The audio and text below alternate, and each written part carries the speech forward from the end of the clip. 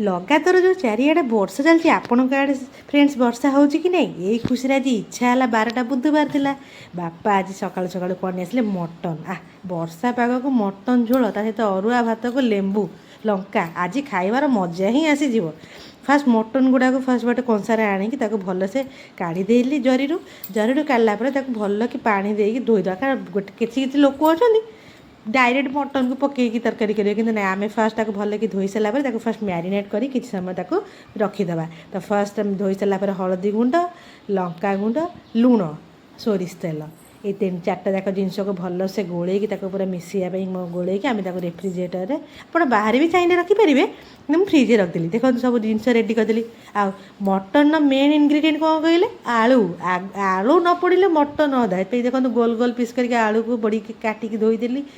ये अदा रसुण कंचा लंका ये 3टा को पेस्ट करदेली पेस्ट कर सारापर इंडक्शन लगे आम कुकरटा बसली आज आम स्पेशल कुकर मटन हम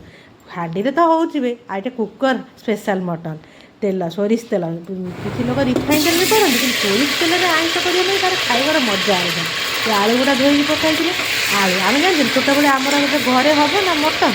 मो भौणी मोर आग आलू बाड़िया बेटा किए मटन खाइबा बाड़िया बेटा आम तार मोर आलू खाइबा बाड़िया बेटा चीनी पकड़े चीनी कहीं पकई गले कलरटा जो आम लंका गुंडा पकईबा तार कलरटा रहीपर आम जो कोटा मसला था पकईले पियाज को पकई भल से भाजवा पियाज तार कलर आसीगला आम जो अदा रसुण आ कंचा लंकार पेस्ट करते पकईकी भल कि कषा तार जो स्मेल जावा जाए भल कि कषा देखो जो पानी जो लगी ना जो ग्राइंडर रे पानी पकई धोईकी से पानीटा को धीरे देदेली देखो कषिला जो तेल भाई आम जो मैरिनेट कर रखी फ्रिज में मटन मुझे बाहर करदेली बाहर करके रखिला मुझे फास्ट हलदी गुंड लंका गुंड आप मैरिनेट बेले हलदी गुंड लंका गुंड लुण पकई से हिसाब से देखिए पकड़े ना हलदिया हलदिया लगे हलदी गुंड लंका गुंड बिलाती काटिकी रखी बिलाती को आप पेस्ट कर पकई पारे कि मुझे काटिकी पकई छोट छोट पीस काटी लुण भी टे स्वाद अनुसार पकईली कारण बेसी लुण पकईले लुणिया हो जीरा गुंड धनिया गुंड पकई कषिली भल कषि जेपर्यंत तेल न बाहरी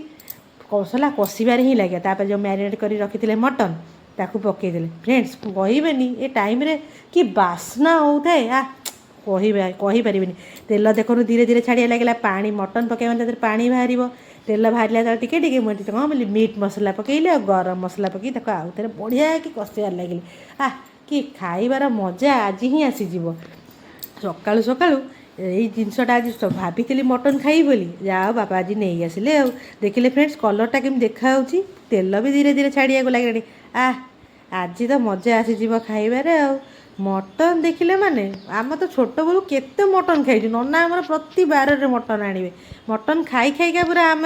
आदि जाए किंतु एठी आसला देखो मटन तापर आलू आलू पकईकी बढ़िया कि कषिदेली कषिकी मुझे बार बार घोड़े रखता आप कौन बार बार घोड़ौची घोड़े तार बास्नाटा टेस्टा भल आसो मुझे गरम पानी करके रखी गरम पानी की देदेली टी धनिया पत्र भी पकईकी कुकर सुइच आप बढ़िया कि मुझे कषिदेली 4टा हुइसिल देवी 4टा हुइसिल होगला मटन रेडी आ मटनटा होगला सागे सागे खाइबेनी किसी समय अध घंटा खंडे रखीदेवे टे रही सेट हो खाइबा भी बढ़िया लगे देखो हुइसिल मारला मो पुओ दौड़ी गई मामा हुइसिल मारला तापर आमर रेडी होगला मटन आलू झोल देखो देखो देखो प्रेसर कुकर खोलला देखो कुकरटा भी खोलुनी ठीक टाइम रे वीडियो करी बोलिकी देखिले कि कलर आसी आज मटन को भात ता सहित लेंबू लंका